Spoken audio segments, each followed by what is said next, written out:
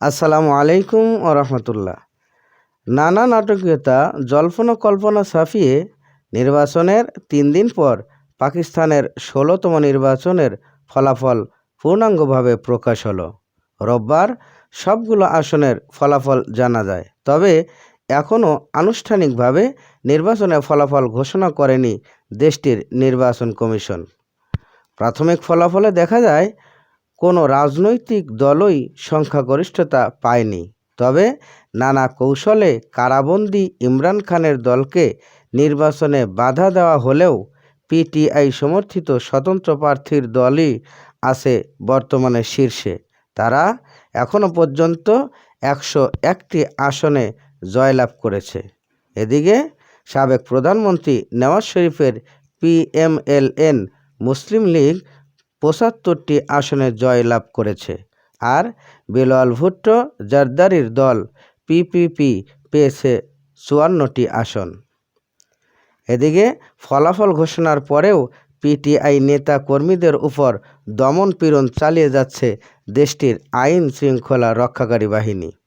এরই মধ্যে রোববার দলটির ৩০০ নেতাকর্মীর বিরুদ্ধে মামলা করেছে পুলিশ, যার মধ্যে ২ জন বিজয়ী এমপিও রয়েছেন। গণমাধ্যমে জানা যায়, পাঞ্জাবের চাওয়ালে রিটার্নিং অফিসের বাইরে বিক্ষোভের কারণে তাদের বিরুদ্ধে মামলা করা হয়। এ অবস্থায় পাঞ্জাবে বিক্ষোভ সমাবেশ স্থগিত করেছে পিটিআই। অন্যদিকে ফলাফলের দ্বিতীয় অবস্থানে থাকলেও জোট সরকার গঠন করার জন্য তোড়জোড় শুরু করেছে নওয়াজ শরীফ।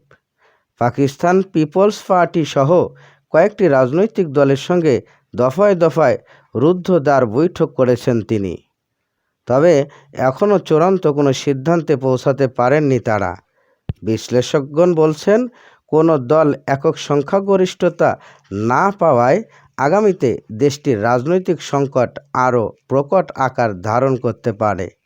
শেষ পর্যন্ত যে দলই সরকার গঠন করুক না কেন, হিমশিম খাবে অর্থনৈতিক চ্যালেঞ্জ মোকাবেলায়। বাড়তে পারে অর্থনৈতিক অস্থিরতা।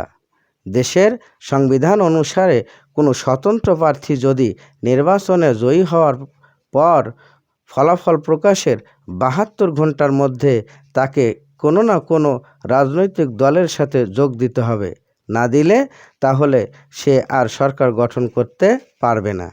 তাই পিটিআই সমর্থিত স্বতন্ত্র প্রার্থীগণ যদি সরকার গঠন করতে হয়, তবে যে কোনো রাজনৈতিক ব্যানারে দাঁড়াতে হবে।